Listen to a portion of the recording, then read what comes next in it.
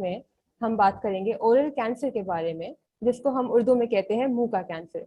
मुंह का कैंसर पाकिस्तान में सबसे ज्यादा पाया जाता है, खास तौर पे पाकिस्तान के मर्दों में।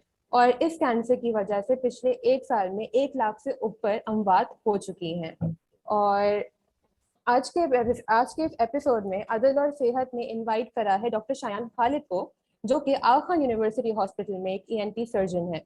तो हम खुशामदीद करते हैं डॉक्टर शायान खालिद को। अस्सलाम वालेकुम doctor Shayan and welcome to our episode of अदल और सेहत।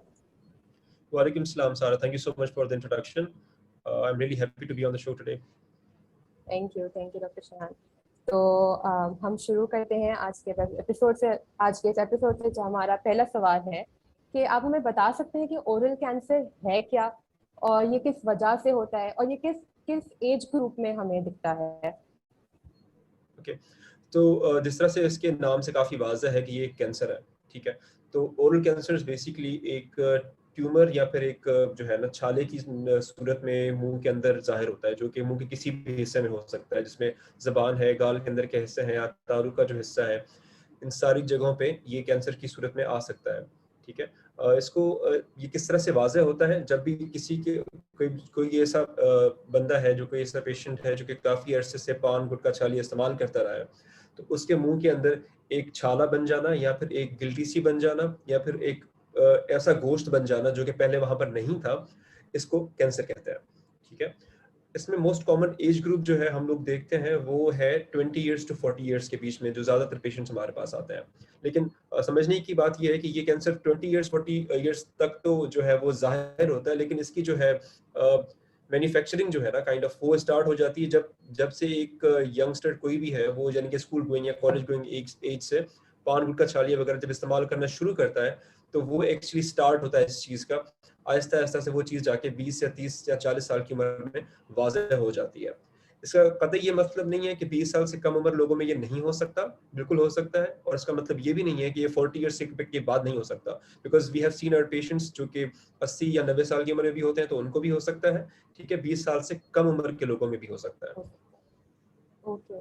और कैंसर के ओरल कैंसर के यानी मुंह के कैंसर के क्या अर्ली साइंस हैं या क्या सिम्टम्स हैं जो हम देखें, या कोई एक आम आदमी भी देखे तो उसको लगे कि हाँ शायद मुझे ये कैंसर है, या कोई जैसे हम प्री मैलिग्नेंट कंडीशन कहते हैं मेडिसिन में, तो उसके हवाले से आप थोड़ा बताना चाहेंगे कि वो कौन सी कंडीशन है, क्या चीज होती है कि हमें पहचान पाए कि शायद हमें ये कैंसर है। Okay, very good question. Pre malignant condition जो है ना, मैं जरा आसान उर्दू में बताता हूँ कि प्री मैलिग्नेंट कंडीशन वो होती है जो कि कैंसर के डेवलप होने से पहले एक सूरत होती है जो कि इख्तियार हो जाती है मुंह के अंदर, ठीक है। उसके फौरन बाद कैंसर डेवलप होना शुरू हो जाता है। तो इसलिए बहुत ज़रूरी है कि कोई इंसान अगर ऐसी कोई चीज़ें महसूस करता है अपने मुंह के अंदर, तो वो फौरन डॉक्टर से रब्ता करे। इसके लिए मैं आपको कुछ पिक्चर्स दिखाना चाहूँगा प्री मैलिग्नेंट कंडीशन की, कि प्री मैलिग्नेंट कंडीशन किस तरह की हो सकती है।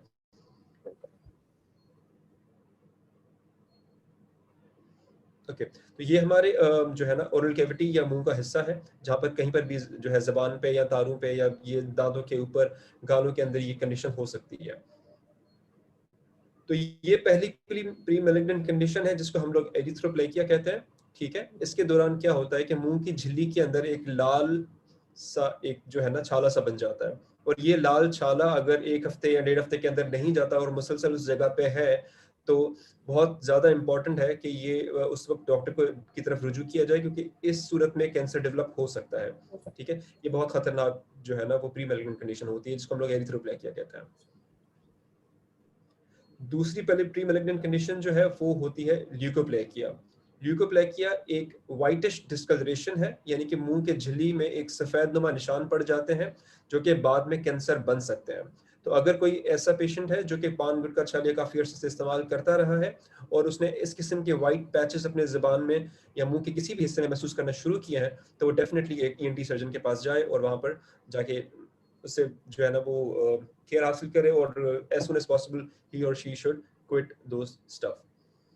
उसके बाद जो तीसरी मोस्ट इंपॉर्टेंट कंडीशन है वो सब म्यूकोजल फाइब्रोसिस है। सब म्यूकोजल फाइब्रोसिस के अंदर एक इंसान का मुंह खुलना काफी हद तक कम हो जाता है। आपने बहुत कॉमनली ऑब्जर्व किया होगा, वो लोग जो काफी अरसे से पान गुटखा छालिया वगैरह इस्तेमाल करते रहे हैं, उनका मुंह खुलना आहिस्ता आहिस्ता से बहुत ही कम हो जाता है।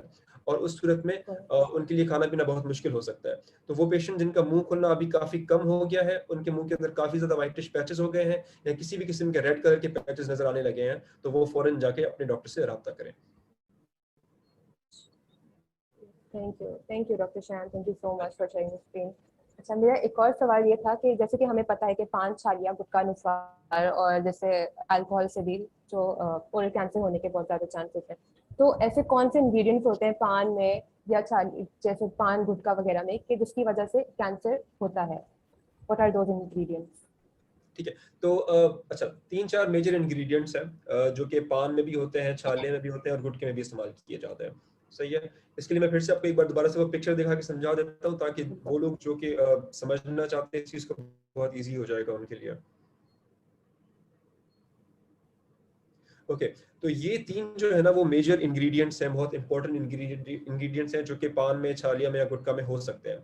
सबसे पहले जो आपको अपर लेफ्ट साइड पे नजर आ रहा है, दिस इज एरिका नट, जिसको हम लोग आम जुबान में छालिया कहते हैं। ठीक है, छालिया इन इटसेल्फ एक ऐसा इंग्रेडिएंट है जो कि कैंसर करा सकता है। ठीक है, अगर चाहे उसमें तंबाकू हो ना हो वो एक बात की बात है, वो डेफिनेटली वो बहुत ज्यादा हार्मफुल है, लेकिन सिर्फ और सिर्फ छालिया भी इन इटसेल्फ एक कैंसर कॉजिंग एजेंट है। वो जब भी कोई पेशेंट छालिया लेना इस्तेमाल करता है तो वो छालिया जो है मुसलसल उसकी मुंह की झिल्ली को डैमेज करती रहती है हत्ता के फाइनल स्टेजेस में, जब उसको कैंसर जब तक नहीं बन जाता। उसके बाद जो दूसरी चीज पान में इस्तेमाल होती है वो है चूना, जिसको हम लोग स्लैक्ट लाइम कहते हैं इंग्लिश में, और उर्दू में बहुत कॉमनली इसको चूना कहा जाता है। This is also one of the most dangerous stuff that is being used in पान मोस्ट कॉमनली, और ये भी एक कैंसर कॉजिंग एजेंट है। उसके अलावा यहाँ पर जो है लेफ्ट लोअर कॉर्नर में जो आपको ये स्टफ नजर आ रहा है, दिस इज टोबैको, या जिसको हम लोग तंबाकू कहते हैं। ये सिगरेट में भी इस्तेमाल होता है, गुटखे में भी इस्तेमाल होता है और तंबाकू वाले पान में भी इस्तेमाल होता है। तो तंबाकू का जो मेजर रीजन है खतरनाक होने का वो ये है कि ये एक पेशेंट को उस पर्टिकुलर चीज का आदी बना देता है।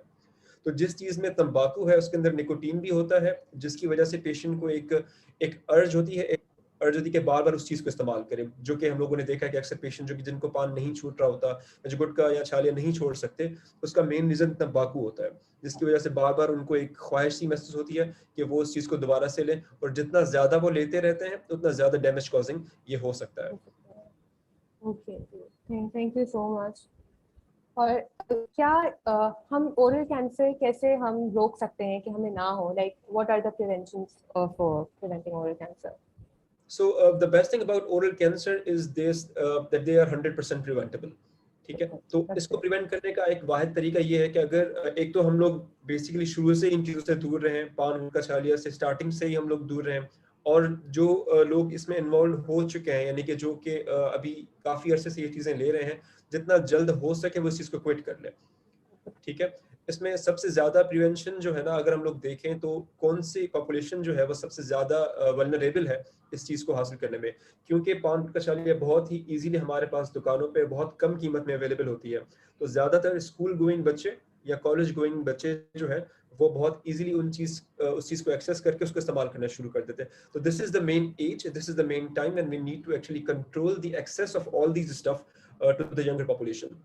ठीक है, तो best prevention in oral cancer is actually quitting और even not touching paan gutkha और छालिया, और even cigarette alcohol also. That's great. और ये कि हम बच्चों में तो बिल्कुल खत्म करें ये जो बाहर आराम से लोग दे देते हैं दुकान में, that should just stop right away. Not just available है, लेकिन वो उस चीज को इतना एक जो है ना, आपने अक्सर देखा होगा कि छालिया या गुटखा जो है ना इतनी शाइनी और कलरफुल पैकिंग में आता है, and it also they also put artificial flavours into it, जो कि which makes it more tasty to it. ठीक है, तो बहुत ज्यादा टेस्टी और बहुत ज्यादा अपीलिंग पैकेजिंग की वजह से भी इनका इस्तेमाल बहुत इजीली जो है ना वो लोगों को अट्रैक्ट करता है टू परचेज देम। अच्छा, मुझे एक और सवाल, पर्सनल क्वेश्चन था, क्या हुक्का भी ओरल कैंसर कॉज कर सकते हैं? जैसे शीशा लोग पीते हैं आजकल, यंगर जनरेशन बहुत पीते हैं शीशा, हुक्का का बहुत ज्यादा आजकल ट्रेंड हुआ है, तो does that cause oral cancer? Your question is pertinent to shisha, या शीशा, right? शीशा, या तो शीशा क्योंकि अभी जो है ना इतना ज्यादा कॉमन हो तो गया है वैसे, लेकिन इस पे इतनी ज्यादा स्टडीज अभी तक नहीं अवेलेबल हुई हैं कि इससे कैंसर होता है या नहीं होता, लेकिन शीशा में ऐसी काफी दूसरी चीजें हैं जो कि बहुत सारे और मसले करा सकती हैं। ठीक है, I will not say that they cannot cause oral cancer, but they can actually they are actually main reason कि जिसकी वजह से larynx का कैंसर जरूर हो सकता है। ठीक है, because it's constant smoke that goes inside the mouth, बंदा उसको स्मोक को इनहेल करता है, उसको एक्सहेल करता है, चाहे उसमें निकोटीन है या नहीं है, लेकिन वो लोकली अंदर जाके आपकी गले की या सांस की झिल्लियों को जरूर डैमेज करता है। तो उसके डैमेजिंग इफेक्ट्स डेफिनेटली है। अभी आने वाले फ्यूचर में इस पे काफी स्टडीज हो रही हैं कि इसका कितना ज्यादा नुकसान है। Even I would like to mention about the vape, ठीक है, शीशा एंड हुक्का तो है ही है ऑफ कोर्स, और वैप जो आजकल जो एक नई एंटिटी जो है for इंट्रोड्यूस हो गई sure. है मार्केट में, this is also causing harms, but we do not have specific data on this right now. Oh, okay. तो ये अभी पे रिसर्च चल रही है, that's what yeah. Yes. Okay, good.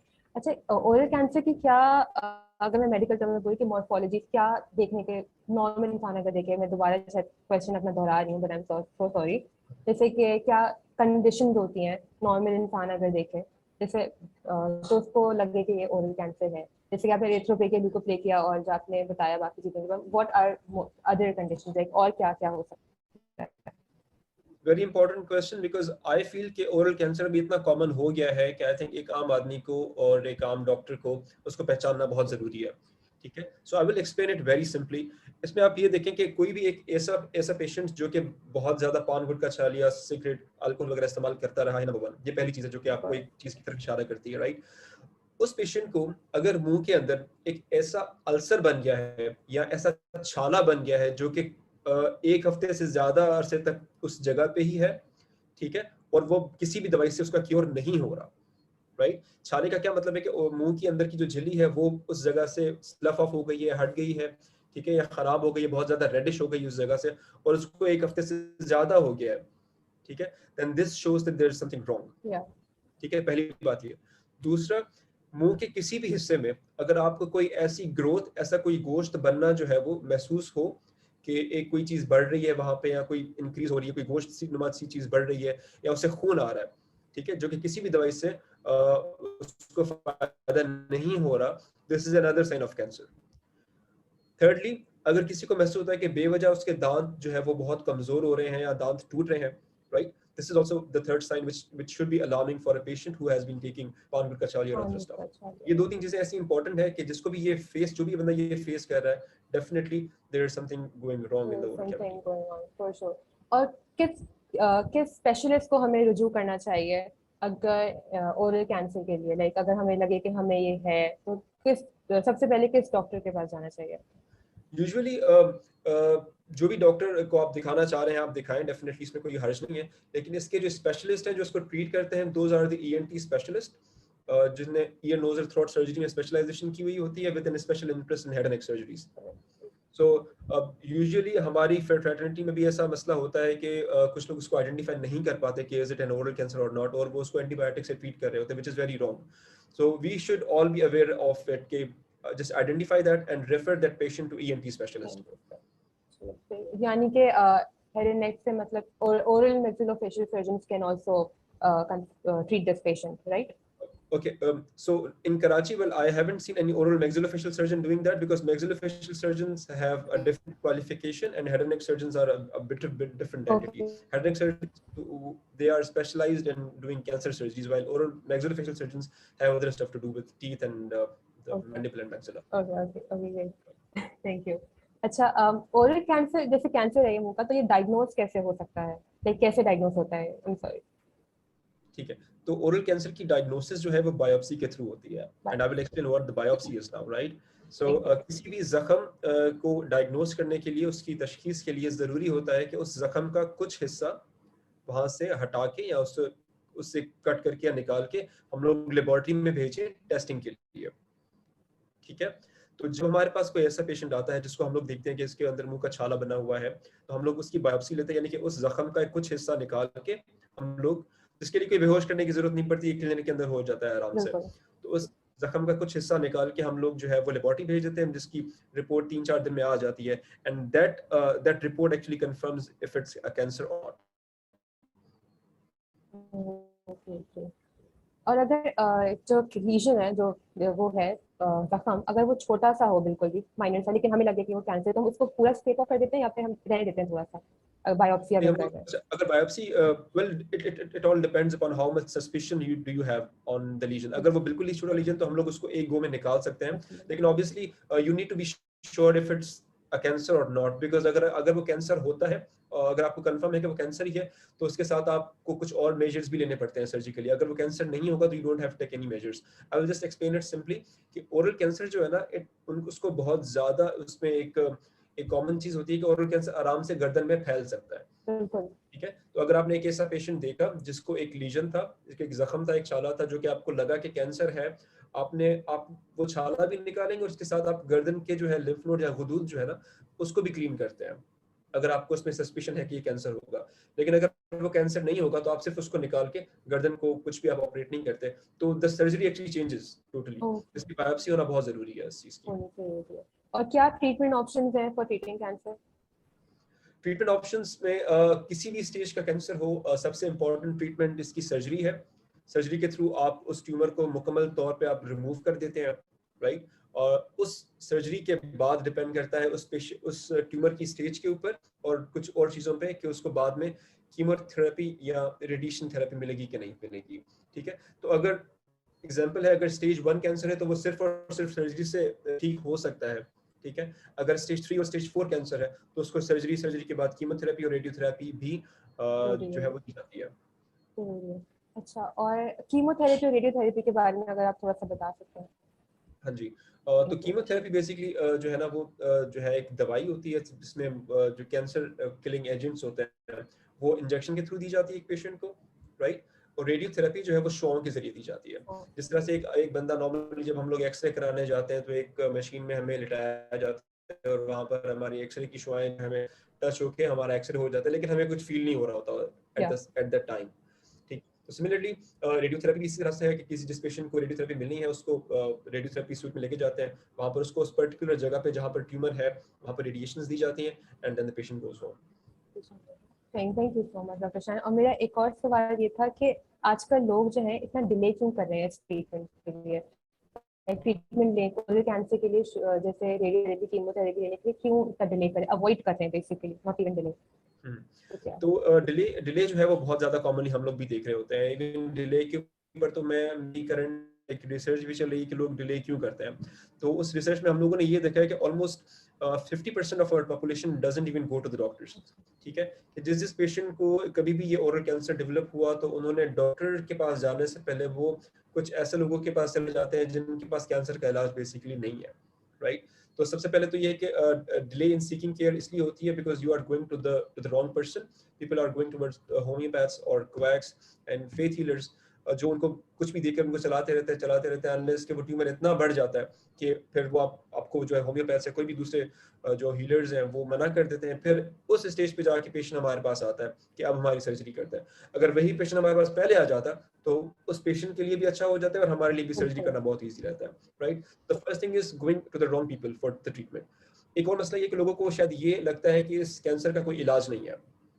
ठीक है, बिकॉज कैंसर जब भी हम लोग सुनते हैं तो मोस्ट ऑफ us think कि कैंसर का शायद कोई ट्रीटमेंट है ही नहीं, so people just start counting their days, but this is not the case in oral cancer. oral cancer को जितना जल्दी बंदा जो है ना वो कैच कर ले उतना बेहतर उसका इलाज हो सकता है। ठीक है, इवन स्टेज 4 डिजीज का भी इलाज है, राइट। तो इसका इलाज है। Third thing is acknowledgement. लोगों को एक्चुअली पता नहीं है कि ये जो है ना वो कैंसर जो है इतना ज्यादा, अच्छा सॉरी, फाइनेंशियल बर्डन जो है वो ज्यादा इंपॉर्टेंट है। फाइनेंशियल बर्डन के हिसाब से लोगों को लगता है कि इसकी ट्रीटमेंट बहुत ज्यादा एक्सपेंसिव है। ऑफ कोर्स कुछ अस्पतालों में इसकी ट्रीटमेंट बहुत ज्यादा एक्सपेंसिव है, लेकिन कराची में ऐसे अस्पताल भी हैं जो कि इसी चीज का इलाज बहुत कम कीमत में या आई मीन फ्री में भी कर सकते हैं।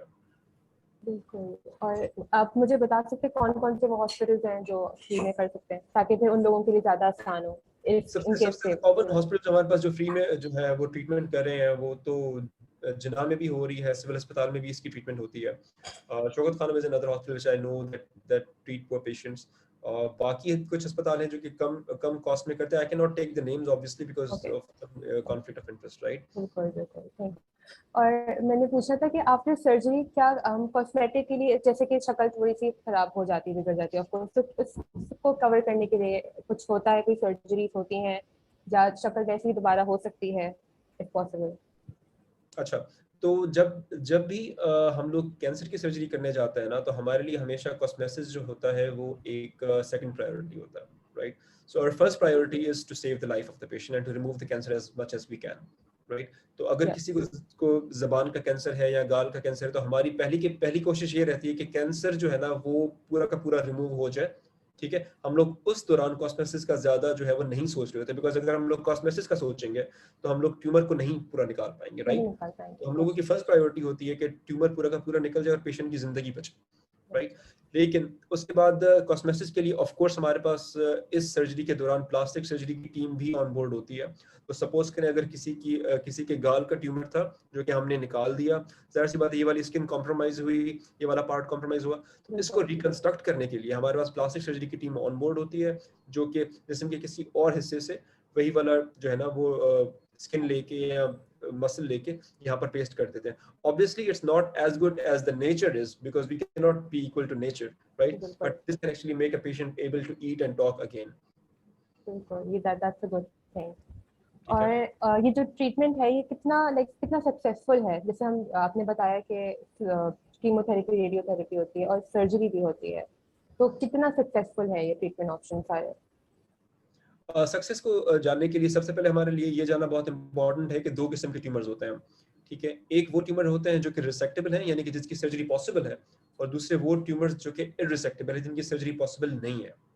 तो जिनकी सर्जरी पॉसिबल है, यानी कि वो ट्यूमर जो कि हमारे पास शुरू वाले स्टेजेस में आ गए, 3-4 अर्ली स्टेजेस में आ गए या 1-2 स्टेज में आ गए, उनकी ट्रीटमेंट तो बहुत ज़्यादा सक्सेसफुल है, राइट। वो ट्यूमर्स 100% रिमूव भी हो जाते हैं और उसके बाद कीमोथेरेपी, रेडियोथेरेपी के बाद पेशेंट इंप्रूव भी हो जाते हैं, राइट। लेकिन अगर कोई पेशेंट हमारे पास इतना ज़्यादा लेट करके आया है कि वो डिजीज़ जो है वो गर्दन में फैल गई है, लंग्स में फैल गई है, लिवर में फैल गई है, तो उसकी ऑब्वियसली सर्जरी नहीं हो सकती।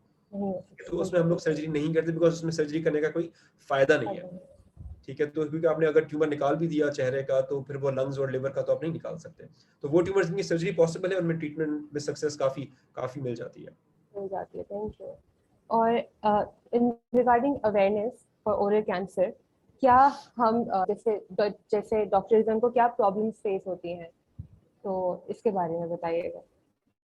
Okay, so the first problem that we are facing is the acknowledgement of कि आपने जो starting में बोला कि this is the most common cancer in Pakistan right now and it is the 6th most common cancer worldwide. तो जब तक हम चीज को एक्नॉलेज नहीं करेंगे ना, तब तक हम लोगों को अवेयर नहीं कर सकते। बहुत कॉमन एग्जांपल कोविड का है। लोगों ने जब कोविड को एक्नॉलेज किया कि हाँ भाई ये एक एंटिटी है जिसकी वजह से डेथ्स हो रही हैं, लोग सफर कर रहे हैं, तो आपने देखा था कि कितनी ज्यादा अवेयरनेस फैल गई थी लोगों ने किस किस तरह से अवेयर नहीं किया, सोशल मीडिया हो, प्रिंट मीडिया हो, व्हाटएवर इट वाज, राइट। तो सबसे पहले तो एक्नॉलेज करना होगा कि this is a rising issue right now, especially in Pakistan, in Karachi, कि ये कैंसर बहुत ज्यादा राइज पे है। तो जिस तरह से अदल और सेहत has taken a very good step to acknowledge this thing and has started to spread awareness about it, I'm really happy.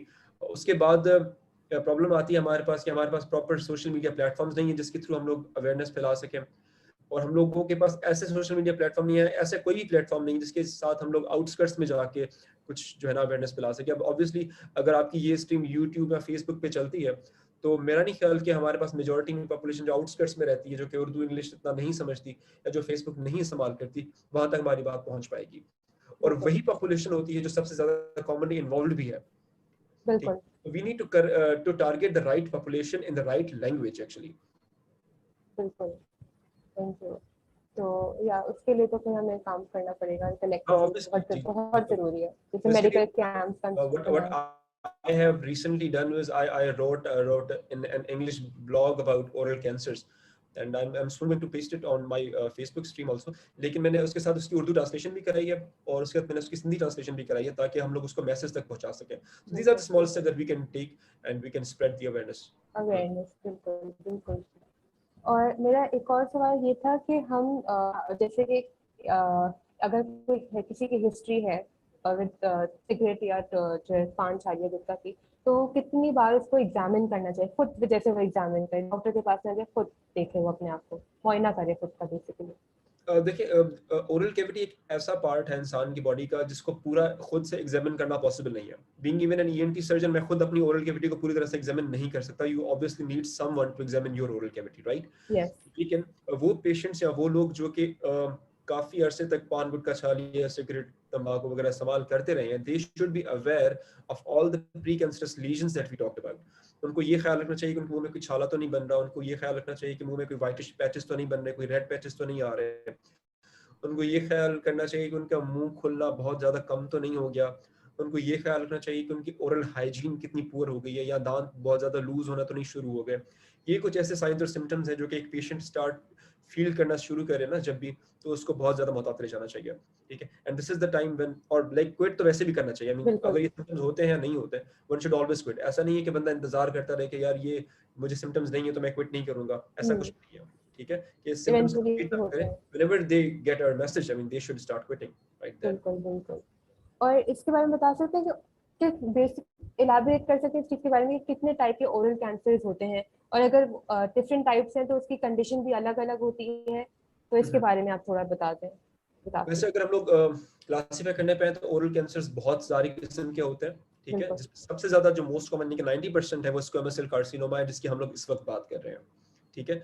इसके अलावा जो कि ओरल कैंसर है वो मुंह के अंदर काफी थूक बनाने वाले जो हुदूद होते हैं वो उससे रिलेटेड भी हो सकते हैं, और बहुत सारी चीजों से हो सकते हैं। जरूरी नहीं है कि उनका ताल्लुक पान गुटखा छालिया से हो, लेकिन उनकी जो पिक्चर होती है वो बहुत ही सिमिलर होती है स्क्वेमस सेल कार्सिनोमा से। तो कभी भी अगर मुंह के अंदर छाला बन जाता है तो उसमें majority of the time it's squamous cell carcinoma, right. तो वो किसी भी किस्म का कैंसर हो वो तो बाद में पता लगेगा, और इस वक्त हमारे लिए ये इस पॉडकास्ट थ्रू पॉसिबल नहीं है कि मैं आपको सारी जो है ना वो डिटेल्स बता सकूं कि कितने कितने किस्म के कैंसर होते हैं। बिल्कुल। सबसे कॉमन तो आपने जैसे कॉमन सेल सबसे common carcinoma is squamous cell सबसे ज्यादा। Carcinoma, so we should limit our thoughts to that, बिल्कुल। I guess. और हम स्क्रीन कैसे, जैसे क्लिनिकली हम कैसे देख सकते हैं कि ओरल कैंसर, स्क्रीनिंग क्या है इसकी ओरल कैंसर की बेसिकली? तो स्क्रीनिंग जो है, स्क्रीनिंग के लिए सबसे इंपॉर्टेंट क्लिनिकल एग्जामिनेशन है, जो कि मैंने आपको बताया कि कोई ना कोई डॉक्टर या कोई ना कोई ईएनटी स्पेशलिस्ट किसी पेशेंट का ओरल कैविटी का मुआयना करे। ये स्क्रीनिंग सबसे ज्यादा जो है वो कारगर, सबसे ज्यादा मुफीद है, ठीक है। उसके अलावा सीटी स्कैन्स हैं जिसके थ्रू स्क्रीनिंग हो सकती है, और फिर तो बायोप्सी फाइनल बिल्कुल स्टेप है, वो तो तभी होगी जब एक लीजन डेवलप्ड है। लेकिन सबसे ज्यादा कॉमनली अगर स्क्रीनिंग किसी को चाहिए, या जो कि स्क्रीन कराना चाहता है खुद को कि उसको कभी खुदा न खासा ये कैंसर तो नहीं डेवलप हो रहा, तो he should go and visit an ENT specialist and let him do the oral examination, because that's the best screening that anyone can avail. बिल्कुल, दैट्स मेक सेंस। और क्या ओरल कैंसर ट्रीटमेंट के बाद दोबारा आ सकता है क्या? एक और मेरा ये सवाल था। हाँ बिल्कुल आ सकता है, क्योंकि हमारे अभी इससे अंदाजा लगा लें कि ये जो पान गुटखा छालिया या सिगरेट है, ये हमारे ओरल कैविटी की झिल्ली को, हमारे मुंह की झिल्ली को इतना ज्यादा मुतासिर कर सकता है कि अगर आपने एक जगह से कैंसर निकाल दिया तो वो दूसरी जगह भी डेवलप हो सकता है, ठीक है। और वो इतना कॉमन नहीं है, ठीक है, यानी कि ज्यादा लोगों में इतना नहीं होता, लेकिन हाँ इसमें एक कैपेबिलिटी है कि वो दोबारा से डेवलप हो सकता है। हर कैंसर जो है ना वो डिफरेंटली बिहेव करता है। Some cancer are very very aggressive, कि अगर आप सर्जरी कर भी लेते हैं उसके बाद उनके डेवलपमेंट के चांसेस है, और उसी डेवलपमेंट के चांसेस को कम करने के लिए बेसिकली हम लोग कीमोथेरेपी और रेडियोथेरेपी दे रहे होते हैं। तो रेडियोथेरेपी एंड कीमोथेरेपी इसलिए बहुत जरूरी है कि अगर किसी ने एक बार सर्जरी करा ली है और दोबारा उसको डेवलप ना हो, that's why chemotherapy and radiotherapy play very important role in very this. Important, बिल्कुल मेक सेंस। ये तो है। और जो ट्रीटमेंट ऑप्शंस हैं कीमोथेरेपी रेडियोथेरेपी की जो आपने बताई, तो इसके क्या साइड इफेक्ट्स होते हैं जो एक पेशेंट को देखने पड़ते हैं, उससे गुजरना पड़ता है उसके साइड?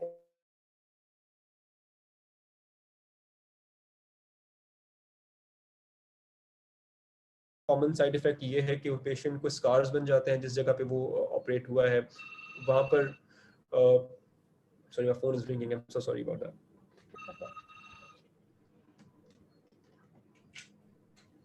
ओके, तो सर्जिकली हम लोग देखें तो वहां पर उस पेशेंट को स्कार्स बन सकते हैं। अगर हमने जबान पर सर्जरी की है तो ऑब्वियसली उसको बात करने में मसला होगा। अगर मैंडिबल की या जबड़े की सर्जरी हुई है तो उसको खाने पीने में मसला होगा, ठीक है। हम लोग इसको साइड इफेक्ट तो नहीं कहेंगे, but I think these are the important aspects के जो कि सर्जरी के बाद डेफिनेटली होने ही होने हैं, बिल्कुल ठीक है। और इसके अलावा कीमोथेरेपी में जो है पेशेंट को बहुत ज्यादा वॉमिटिंग के इश्यूज रहते हैं। रेडियोथेरेपी अगर पेशेंट को होती है तो इसमें ओरल अल्सर्स बन सकते हैं बाद में, जिसपे खाना पीना थोड़ा सा मुश्किल हो सकता है। लेकिन ये सब चीजें जो है ना वो टैकल हो सकती हैं अगर एक पेशेंट कॉन्स्टेंटली अपने कंसल्टेंट्स के साथ राब्ते में रहता है, कॉन्स्टेंटली उनको विजिट करता रहता है, तो काफी चीजें मेडिसिन से बिल्कुल ठीक रहती हैं। But anything is actually not as bad as the cancer. तो कैंसर को निकालना बहुत इंपॉर्टेंट है, बाकी के जो साइड इफेक्ट्स है उनको बंदा जो है वो मेडिसिन के थ्रू ट्रीट कर सकता है। ठीक कर सकते हैं। और यही, और इसकी मैनेजमेंट भी यही कि मेडिसिन के थ्रू इसको ट्रीट कर सकते हैं, इसकी और भी कोई मैनेजमेंट है? साइड इफेक्ट्स जो है ना वो मेडिसिन के थ्रू ट्रीट हो सकता है। बिल्कुल। और क्या ये जरूरी है कि जब ओरल कैंसर किसी को होता है तो कीमोथेरेपी और रेडियोथेरेपी दोनों जरूरी है लेना, या फिर कोई एक भी ले सकता है? Okay, it again depends upon the stage of the tumour. अगर तो स्टेज 1 है तो उसमें शायद सिर्फ और सिर्फ सर्जरी से वो ठीक हो जाए, सर्जरी। उसको कीमो रेडिएशन की जरूरत ना पड़े, ठीक है। लेकिन अगर लेट स्टेज के कैंसर है, 3-4 स्टेज का कैंसर है, तो उसमें कीमोथेरेपी और रेडियोथेरेपी डेफिनेटली देनी पड़ती है। This is just one aspect that I am telling you कि इसमें रेडिएशन कीमो की जरूरत पड़ सकती है। कुछ स्टेज 1 के ट्यूमर्स को भी जरूरत पड़ सकती है, लेकिन वो सारा कुछ जो है ना वो मल्टीपल चीजों पे डिपेंड करता है। तो अगर हम लोग इसको सिंप्लीफाई करें तो if it's an early stage tumour you might not need radiation therapy और कीमोथेरेपी, और अगर ये डिलेड स्टेज वाला 3-4 वाला हुआ तो a patient might definitely need chemotherapy and radiotherapy. और जो लोग, एक और मेरा सवाल था, जो लोग बहुत डरे हुए होते हैं कि नहीं सुई लगेंगी, कुछ हो ना जाए, तो उसके लिए वो जो डर है, जो खौफ होता है पेशेंट्स में, उसके लिए डॉक्टर क्या कर सकते हैं? तो ये I think detailed counselling can help. ठीक है, किसी भी पेशेंट को खुदा ना खास्ता ऑब्वियसली एक पेशेंट का थॉट प्रोसेस जो होता है वो इसी तरह से होता है कि वो किसी भी ट्रीटमेंट से उसको काफ़ी चीज़ें जो होती हैं वो उसको खौफ में रखती हैं कि यार कोई मसला हो जाएगा, कोई बहुत ज़्यादा कॉम्प्लिकेशंस हो जाएंगी, साइड इफेक्ट बहुत ज़्यादा हो जाएंगी। लेकिन हमेशा ये सोचना चाहिए कि कोई भी साइड इफेक्ट जो है ना वो कैंसर से ज़्यादा बुरा नहीं हो सकता। ठीक है, the cancer is the worst thing that can happen. अगर आप इलाज नहीं कराएंगे ऑब्वियसली तो कैंसर डेफिनेटली आपकी जान ले सकता है। ठीक है, तो आप उस चीज को बचाने के लिए you go for a lesser harm than to go for a bigger harm, right? तो bigger harm is the cancer. तो कैंसर से जान छुड़ाने के लिए छोटे मोटे साइड इफेक्ट्स इंसान को लेने पड़ते हैं और उन चीजों का इलाज भी है। बिल्कुल। और मेरा एक और क्वेश्चन था कि फैमिली हिस्ट्री की वजह से अगर किसी पेशेंट को है, लेकिन उसके अब्बा को भी रह चुका है, तो जरूरी है कि आगे भी जनरेशन को होगा, लाइक फैमिली हिस्ट्री से एसोसिएटेड है ये कैंसर या नहीं है? ओरल कैविटी का जो कैंसर जो कि पान का छालिया की वजह से होता है वो उसका हेरिडिटी से कोई डायरेक्टली ताल्लुक नहीं है।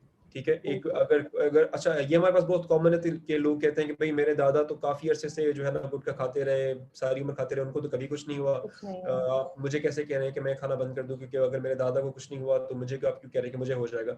तो ऐसा कोई सीन नहीं है, ऐसा कोई चक्कर नहीं है कि अगर किसी को नहीं हुआ तो it was good for him, अगर उनको नहीं हुआ तो, लेकिन किसी को भी हो जरूर सकता है, तो उसका कोई हेरिडिटी के साथ कोई ताल्लुक नहीं है इस किस्म का। बिल्कुल। Thank you so much doctor Shayan, thank you so much for taking out your time for this.